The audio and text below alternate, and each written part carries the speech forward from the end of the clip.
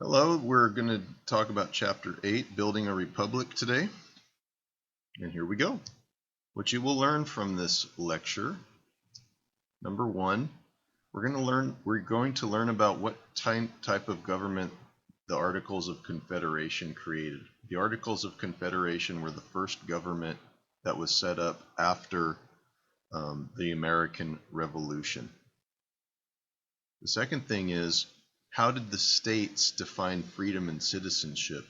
Because each state had a part in playing what type of government the United States was going to have.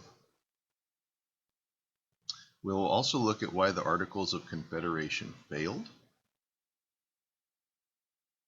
And we'll also look at what type of government did our founders put into place. And that, of course, is the Constitution. And the Constitution, we will spend some time looking at the provisions of the Constitution. Let's look at the Articles of Confederation. So, a couple of things here. It says Congress, Confederation, and the problem of Western lands. And basically, there's a number of things here that I'm going to talk about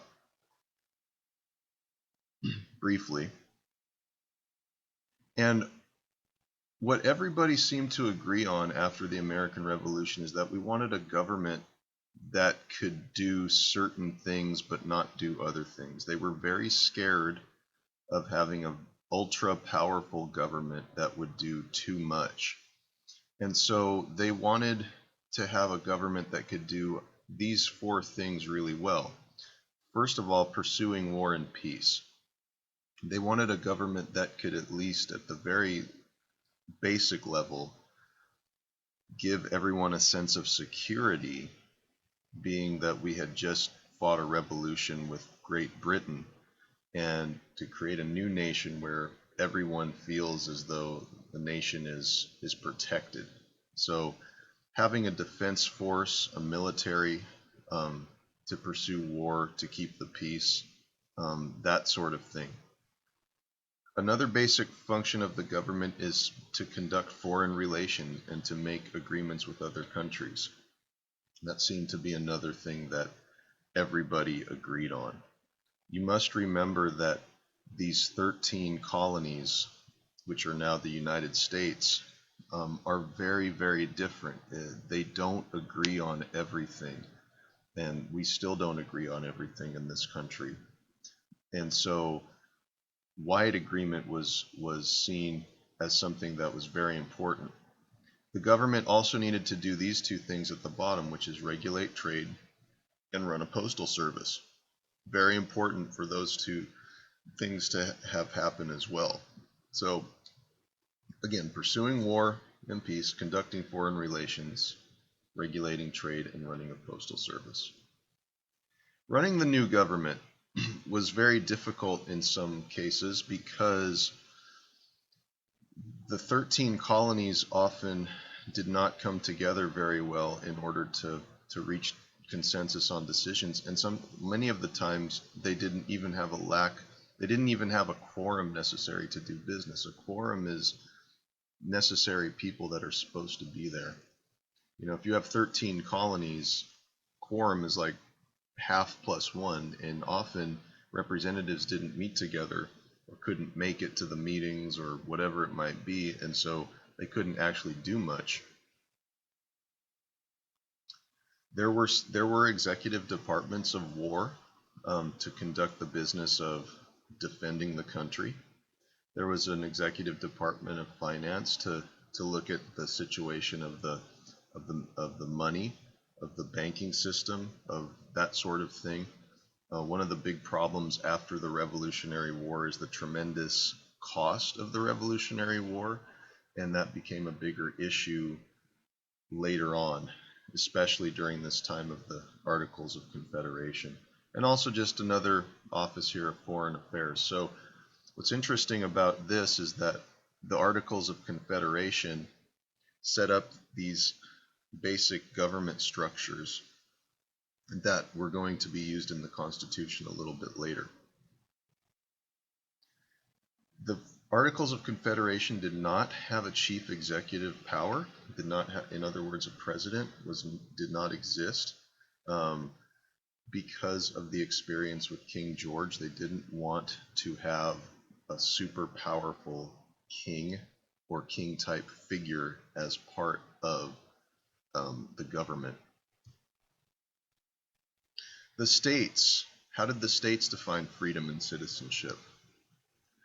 Well, first of all, the states were all different, but generally had similar characteristics. And the importance of this is that as the states develop their own governments, many of those ideas will be incorporated into the future in the Constitution. Let me come back to congressional recommendation in just a second, but republicanism, the idea of having a representative government, which was very important. Also, the issue of representation. There was agreement with the idea that republics could succeed only in relatively small units. Most states included 2 house assemblies, with some of the lower houses gaining more power. And so it just depended on the state. Some states had 2 houses of representation, some had one house of representation. The Bill of Rights. 6 of the state constitution included Bill of Rights. These are lists of basic liberties that government should not change, including specific rights to freedom of speech, the freedom of the press, those sorts of things. Now, let me come back to number 1 right here. Right after and during the Revolutionary War, it was very important that the Continental Congress told the states to draw up their own constitution based on the authority of the people. Okay? And what that did is basically, once the revolution was complete, then there could be governments in place that each state could have. And by the end of the Revolutionary War, all of the states had done that. States define people in their own ways. First of all, there were limits to full political participation. Certain limits were widely agreed upon, and one of the most defining limits was property. Okay, in nearly every state, voters and political candidates had to meet varying property qualifications. So basically, you had to have land in order to be able to vote or to even be elected into office. The disfranchised. The people that could not vote probably was about 1/4 to 1/2 of the adult white males in the states. Remember, women cannot vote, slaves cannot vote, or even free blacks or Native Americans. And so adult white males were the only ones that could vote, but only with property. Again, to restate, women and African Americans and Native Americans were certainly not included in the state's definition of the people, nor would they be when the government actually writes the Constitution. Equality and slavery.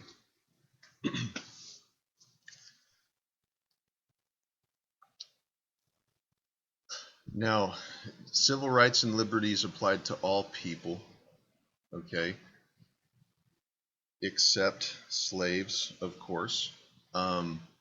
Now it says property owners and property-less folks.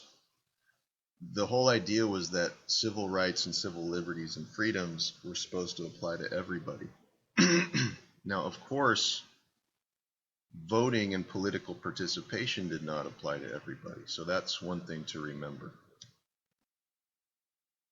Slavery became less important and gradually became eradicated in the northern and middle states between 1780 and 1804. And that is a huge reason why slavery did not exist in the North. and the middle colonies, and why it persisted in the South. Our third question is, why did the Articles of Confederation fail? So now we're making a transition from some of the features of government and some of the basic features of the Articles of Confederation. So you have this government structure that's supposed to work in theory, but there are some definite issues. One of the biggest problems that any government faces is financial chaos. And one of the things that happens in the Articles of Confederation is that there is now a tremendous national debt, because now the individual states, in order to pay for the Revolutionary War, had run up tremendous debt, financed by printing paper money and borrowing from private sources. The serious post-war depression settled in by the mid-1780s and did not lift until the 1790s. So really the states found themselves, and the country found itself, in a tremendous financial pickle, because they couldn't actually pay for the large debt that they had incurred during the Revolutionary War. So along comes this guy named Robert Morris, who's a Philadelphia merchant, to be the superintendent of finance. And he was the superintendent of finance from 1781 to 1784, and he was charged with taking control of these economic problems to think up a solution. And the thing that he thought up is called the Morris Plan. And basically, in order to pay for the debt, he said, let's put a 5% import tax on stuff that's coming into the country. Congress didn't like it. They needed a unanimous agreement on an amendment like that. And so that failed. His next idea was to create an actual bank in North America called the Bank of North America, which would basically hold the government's hard money, such as gold and silver coins, as well as private deposits, and provide it with short-term loans. And so that was an important part of the plan. It was successful in some ways. However, there were other problems. This failed because Congress, again, did not tax trade. Congress was basically unable to control the out-of-control inflation. They couldn't stop the flow of state-issued paper money or even pay the mounting public debt. And so what you had was states struggling to cover the cost of the war debt that they had incurred.